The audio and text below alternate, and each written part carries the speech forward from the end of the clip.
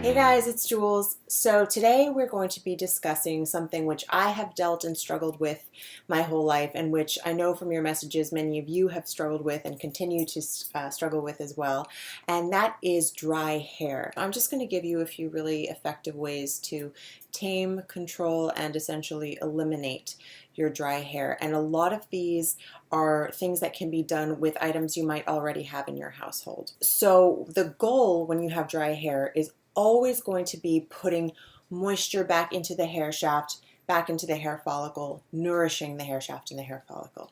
That being said, one of the most common ways that people take all the moisture out of their hair unintentionally is by coloring it, and more specifically by bleaching it. So you know when you bleach your hair, it strips everything out, including the color. Well, it also strips out our natural oils and all of the things protecting the hair. So the best thing to do really is, if you bleach your hair, stop, or instead of bleaching your whole head of hair, just do highlights, so at least you can maintain health for the majority of your hair. Now, your hair can also become dry just from any kind of color, but that is a lot easier to fix than when you bleach it. So just try to avoid bleach at all costs. The next thing, again, might seem kind of obvious, that dries out your hair are things like blow dryers, right? It's meant to dry your hair. Well, it does it in more ways than one. Straightening irons, curling irons, any kind of heat. You really want to try to let your hair dry naturally. Look up ways to style your hair without using heat. For example, you can curl your hair by taking socks, and maybe I'll do a video on this, but you can take socks or little strips of fabric, curl your hair up into it overnight, tie it in a knot, and it'll look really cute. You'll look like you're something out of Little Women. But when you wake up and you pull them out in the morning, you will have natural, beautiful curls without heat. So there are ways to style your hair without drying it out. Now, if you are going to use heat, just make sure that you put in a heat protectant first, whether it's a heat protectant spray, leave-in conditioner, just something so that there is a moisturizing barrier between the blow dryer and your hair. Now, here's something great that you can do for your dry hair using an egg, which is something that you all probably already have in your house, so it's inexpensive, and it's very simple. All you're going to do is take an egg, and you're going to separate the yolk from the white. Now, if you have oily hair, you can do this with the white. If you don't, use the yolk, the yellow part, okay? So you're going to take the yolk, you're going to crack it. You might need two if you have like long hair, and just mix it with like 2 tablespoons of water. And then you're going to massage it into your scalp and all throughout your hair, leave it in, wash it out, and then go forward with your shampooing and conditioning regimen. The yolk has a ton of protein, which is so great for your hair. And if you have dry, damaged hair, it's just going to drink up that yolk. Something else that I would be lost without are oil baths or oil masks. For the oil mask, I usually use olive oil. So all you're going to do is wash your hair, and while it's still wet, you're going to take olive oil, saturate your hair in olive oil, put it in a shower cap, and leave it in your hair 30 minutes to overnight. And then when you wake up in the morning, wash it out, and you'll see that that really replenishes everything in your hair. But again, olive oil is just something so great, so inexpensive. You can also do this with mayonnaise. Mayonnaise works fantastically well in hair, and I know it might sound gross, but it really, really will transform your hair quickly. There's so much fat in it, and it's perfect for replenishing hair cells.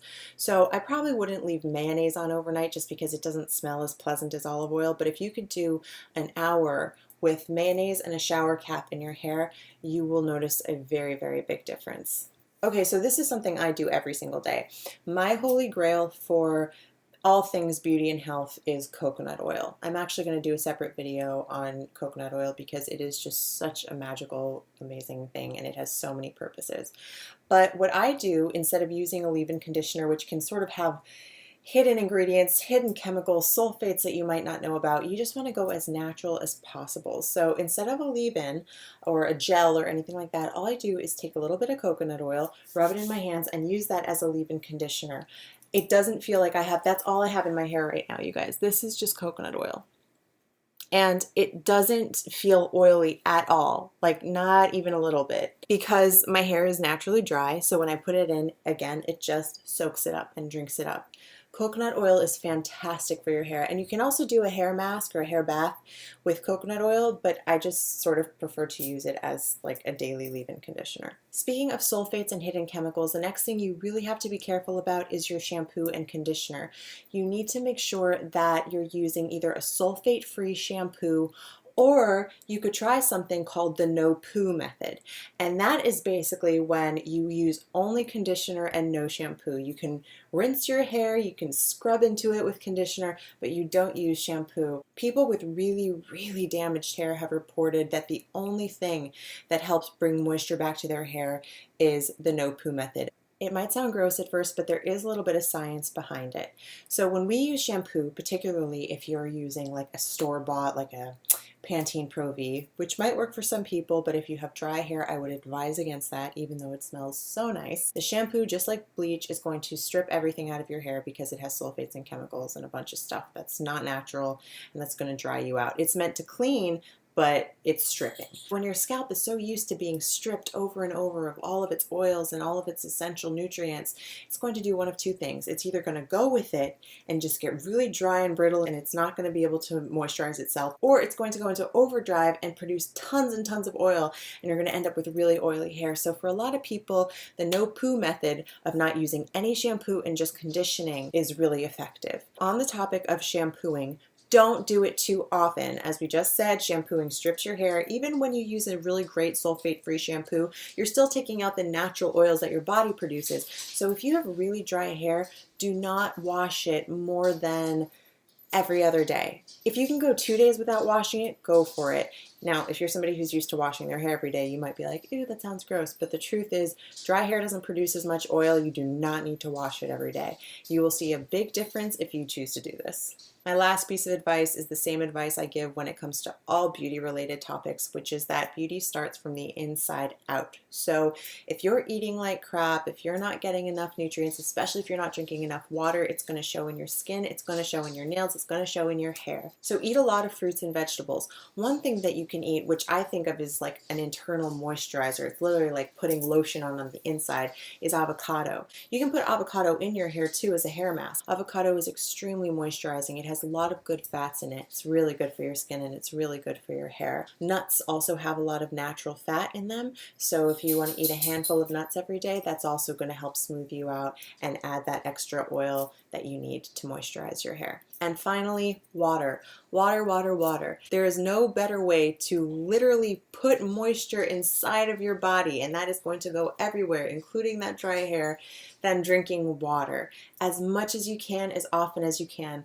One thing that my husband makes me do, and I say makes me because sometimes I forget, but whenever I do it, I instantly have a better day, is we put a big cup of water by our bed at night, each of us, in case we get thirsty in the night. Maybe I'll take a sip or two at nighttime, but generally in the morning there's a big cup of water still waiting there for me. And the first thing that I do every morning is drink a big thing of water. And that just starts the day right. It makes your brain function improve. It makes your attitude improve. It makes your health improve. It's just the absolute best thing that you can do, and it will greatly affect your skin and your hair. Whether your hair is dry or oily or normal, it will just cleanse you out and make everything look and feel better. So I hope that was helpful, guys. If you have any more tips or advice, please feel free to share it with each other in the comments below. As you know, this is a community where I want us all to help each other and be friends and talk to each other. So thank you for listening, and I'll see you again soon. Bye.